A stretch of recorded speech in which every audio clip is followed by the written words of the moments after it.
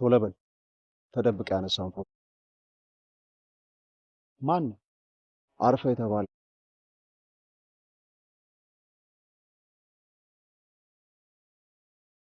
ያፌት በህይወት አለ። ያፌት በጣም በሚያሳዝን ሁኔታ ስቃይና መከራ ውስጥ ነው። በሌላ በኩል ቢኒ ፂን ሁሌ እየጠበቀ ያመላልሳታል። ፂ ራሷን ስታ ወንድሜን እያለች ሁል ጊዜ የተለያዩ ነገሮችን ትጠቀማለች። ከመጠጥ የተለየ በጣም ከባድ ነገር ትስባለች። ሰላም ሰላም ይቻላል የቤተሰቦች ቻናል ላይክ ሰብስክራይብ በማድረግ ቤተሰብ የሆኑ ቢኒ በስተመጨረሻ አሁን ላይ ያለበት ሁኔታ ከባድ ነው። ነገር ግን ቢኒ አሁን ፎቶ ያነሳውን ልጅ ቶሎ ፎቶውን እንድታመጣ ፈልጋለሁ በማለት አስፈራረው። ልጁም ባለሀብትና ዝንጥ ያለ መሆኑን አልገባውም።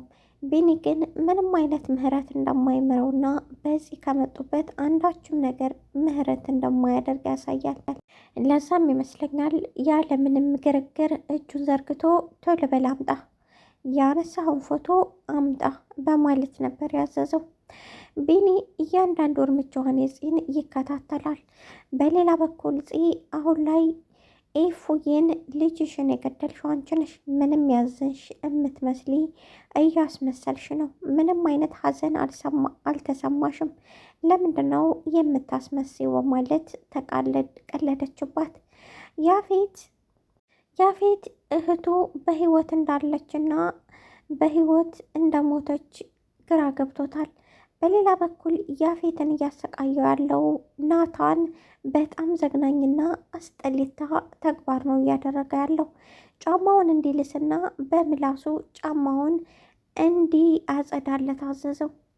በሌላ በኩል ደግሞ ሉሊት አሁን ላይ የእውነት አብዳ መስሏታል ገኒ።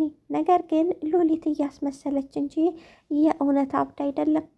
አሁን በጣም ውስብስብና የሚገርም ትወና ሆኗል። አሁን ላይ ሉሊት ሌላ በቀል አስባለች። ሌላ የምትበቀልበትና ሁሉንም እንደገና ተበቅላ ጉድ የምትሰራባቸውን መንገድ ነው እየሞከረች ያለችው። ቢኒ ራሱን ሸፍኖ እንዴት ሲል ሊከታተላቸው አለ። ቢኒ እንደሆነና እየጠበቃት እንደሆነ ሁል ጊዜ በር ላይ የሚያደርሳት ቢኒ ነው። በሌላ በኩል ያፌት እህቱ በህይወት እንዳለችና በጣም ድምጿን እንኳን መስማት ፈልጋለሁ ብሎ የእህቱን ፎቶ ይዞ ይሰቃያል። ያፌት ያንን በቀል ትናንት ያደረገውን ነገር ለመበቀል ብሎ እያንዳንዱ ነገር ያሰቃየዋል። አሁን ቢኒ ፂን ፎቶ ያነሳውን ልጅ በጣም አፋጦ የማታመጣ ከሆነ እገልሃለሁ አለው። ፎቶ ያነሳውም ልጅ በጣም ትልቅ ባለ ስራና ባለ ሀብት እንዲሁም በዙሪያው ብዙ ሰራተኞች ያሉት መሆኑን ረስቶታል። በእርግጥ የሚመላለስበት የራሱ መንገድ አለው። ኤፉዬን አፍቅሮ ነው። ኤፉም ተጠራጥራ የሚከተላት ሁሉ ሰው ክፉ ነው የሚመስላት። ለዛም ይመስላል አሁን ላይ መጠንቀቅ አለብኝ ብላ ወደ ውጭ እንዳትከተለኝ፣ ትናንት ያደረስከኝ ለካ ቤቱን ለማየት ነበር፣ ስለዚህ ደግማ እንድትከተለኝ አልፈልግም አለችው። እሱም ይቅርታ እኔ ተሽሎሻል ወይ አልተሻለሽም የሚባለውን ነገር ላጣራ እንጂ አንቺን ልከታተልሽ እንዳልነበረ በደንብ ልታውቂ ይገባል ብሎ ለማስረዳት ሞክሮ ነበር። ነገር ግን ኢፉዬ በጭራሽ ልትሰማ አልፈለገችም። ቶሎ በሯን ዘግታ ወደ ቤት ገባች። እቤት ውስጥ ስትገባ በጣም ቀዘቀዘ ሰራሚክ ላይ ተንጋላ ተኝታ ነበር። ለማንሳት ሞከረች፣ ነገር ግን ከዚህ ጥፊ ብላ አባረረቻት። ያፌት የፂን ሞትና ማንም ሰው እንደማይፈልገው እንዲሁም ፂ በህይወት እንደሌለች እንዳላገኟትና አሁን ላይ የት እንዳለች እንደማያውቁ ሲነግሩት አብዶ ነበር አይምሮ የተነካው።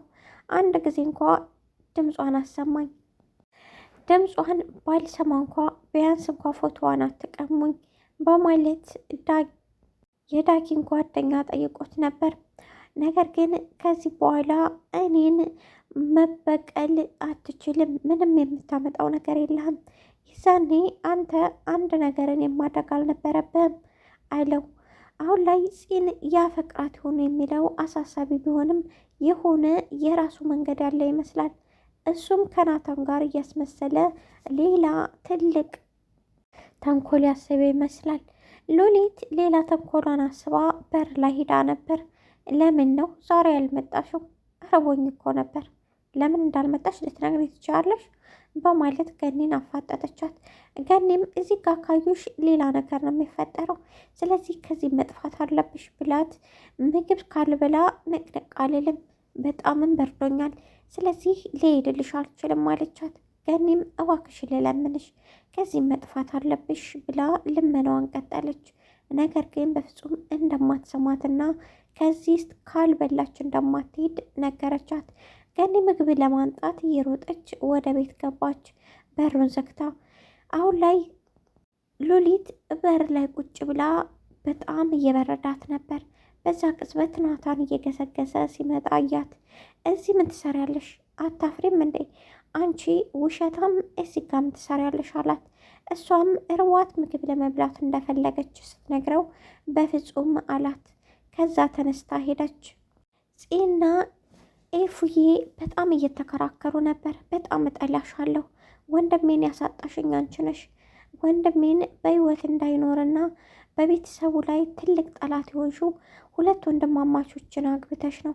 አንቺ ሳይ በጣም እጠላሻለሁ እያለች በተደጋጋሚ ቀጠለች። ኤፉዬም ለመረጋጋት ሞክራ ነበር። ነገር ግን ትታት ልትሄድ ስትል ብድግ ብላ በሩን ወይም መንገድ ዘጋችባት። ኤፉም ቁማ ልታናግራት ፈለገች። ነገር ግን ፂ በጣም ስለተናደደች ኤፉዬን በጥፊ ልትመታ ስትል ናታን በጣም አጥብቆ ያዛት። በስተመጨረሻ አሁን ላይ እጅሽን ከእሷ ጋር ከማንሳትሽ በፊት ልትጠነቀቅ ይገባል ብሎ አስፈራራት። እሷም በጣም ተናደደች። በስተመጨረሻ ያፌት በጣም ከባድ ሁኔታ ላይ ነው። አሁን ላይ ሁሉንም ትቶታል። ማየትና መስማት የሚፈልገው አሁን ፂን ነው።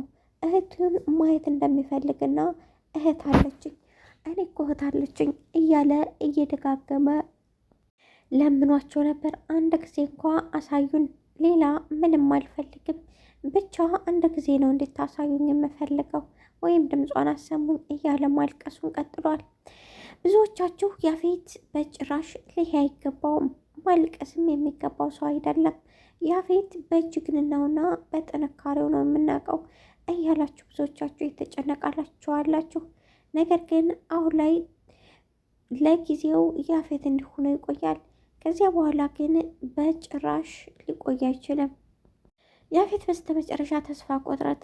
አሁን ላይ እህቴን ማታሳየኝ ከሆነ እሺ ፎቶዋን እንዳይፈቀድልኝ ብሎ ቢለምነውም ምንም አይነት ልመና መስማት አልፈለገም።